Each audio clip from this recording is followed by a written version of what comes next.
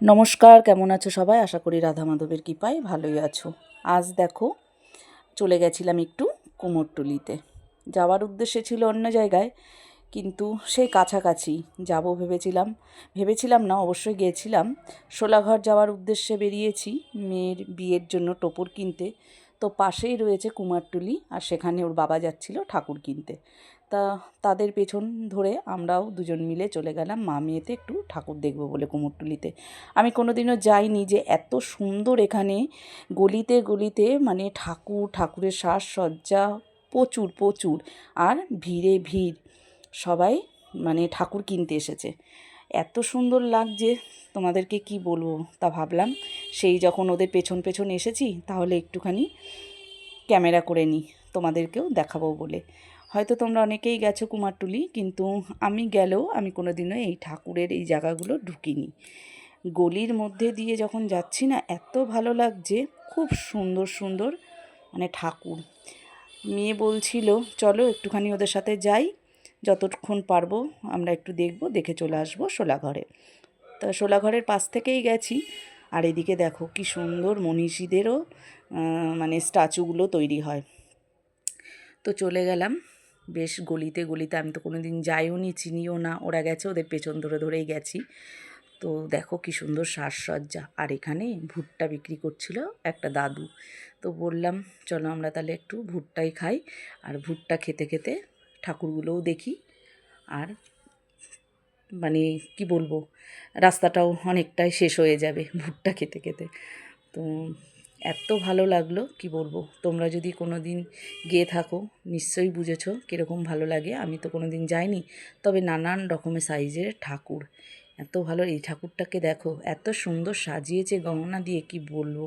আর ভেতরেও রাখা রয়েছে অনেক, তাড়াতাড়ি রেতে যাই হোক যেটুকুনো পেরেছি তুলেছি।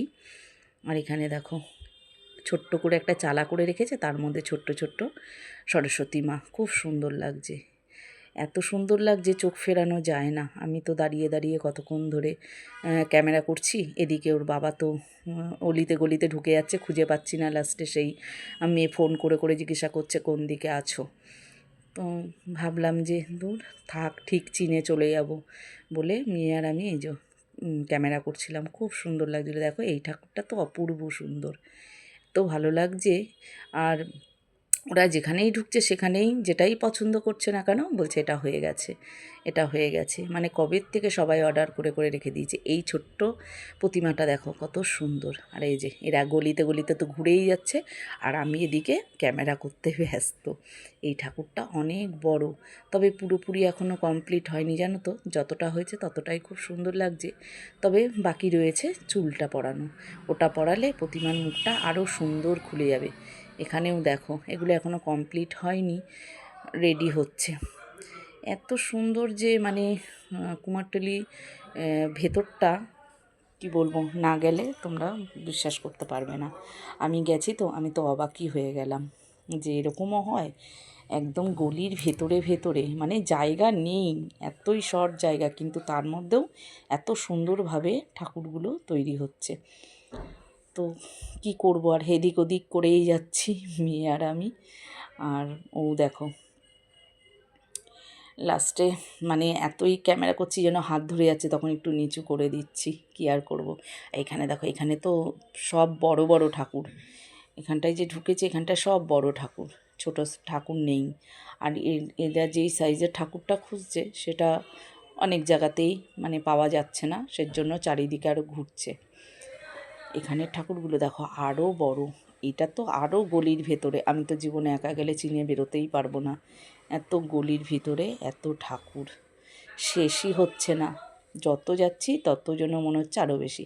আর এখানে রয়েছে একটা মায়েরও মন্দির, ওই কুমারটুলি মানে যেখানে ঠাকুর তৈরি হয় তার ভেতরেই। তারপর আবার আর একটা জায়গায় ঢুকে এই যে এখানেও তো দেখছি সেই ঠাকুর। এটা হচ্ছে ঢাকের সাজে, পুরো শোলা দিয়ে কাজ করা, একটা লাল পাড়ের শাড়ি পরানো, খুব সুন্দর, অপরূপ সুন্দর। আর এখানে দেখো মুখটা কি সুন্দর মিষ্টি না, মনে হচ্ছে যেন এই ঠাকুরটা নিয়ে ওই ঠাকুরটা নিয়ে, কিন্তু যেহেতু জায়গা কম, জায়গা শর্ট, সেই মাপেরই ঠাকুর নিতে হবে।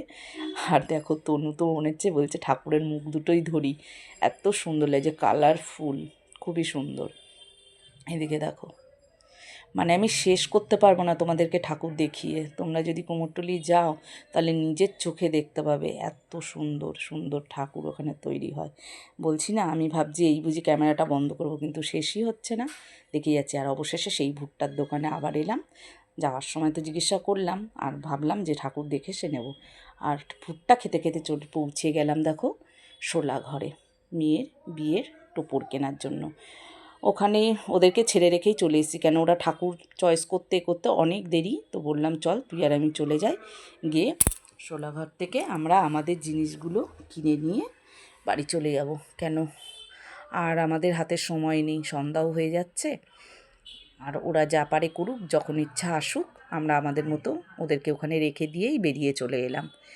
এসে দেখো শোলাঘরের টোপরগুলো সত্যিই খুব সুন্দর। তোমরা তো নিশ্চয়ই ফেসবুকে, ইউটিউবে দেখেছো যে শোলাঘর। আর আজকে আমি এতে চলে গেলাম শোলাঘরে। সেখান থেকে এই যে কী সুন্দর সুন্দর দেখো সিঁদুর কৌটো, যাকে গাছ কৌটো বলে, খুব সুন্দর সুন্দর। খুব ভালো করে হয়তো আমি ভিডিওটা করতে পারিনি, দোনোমনো করছিলাম। অবশেষে জিজ্ঞাসা করলাম, বললো হ্যাঁ হ্যাঁ করো, কোনো অসুবিধা নেই ভিডিও।